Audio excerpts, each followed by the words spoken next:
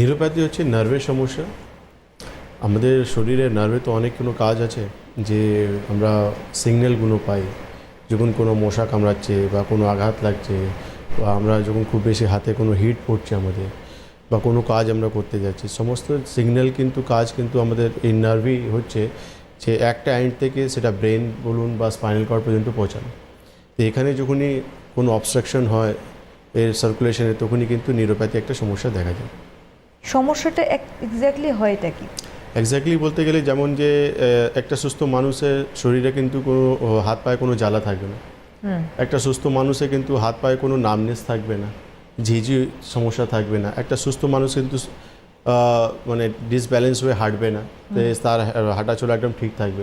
একটা সুস্থ মানুষে কিন্তু মাসল বাস্টিং হবে না, মানে দেখছে সে আস্তে আস্তে সে তার শরীরের মাংসগুলো ক্ষয় হতে আরম্ভ করছে, কমে যাচ্ছে, হাড়গুলো দেখা যাচ্ছে পেশেন্টে।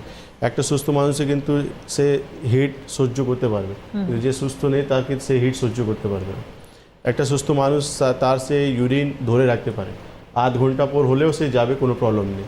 1 ঘন্টা পর হলেও যাবে, সে কোনো প্রবলেম। কিন্তু যে সুস্থ থাকবে না, যে নিউরো সমস্যা থাকবে, তাকে ইনস্ট্যান্ট দৌড়াতে হবে। ইউরিন বলুন বা স্টুলের সমস্যা বলুন, তার থাকবে।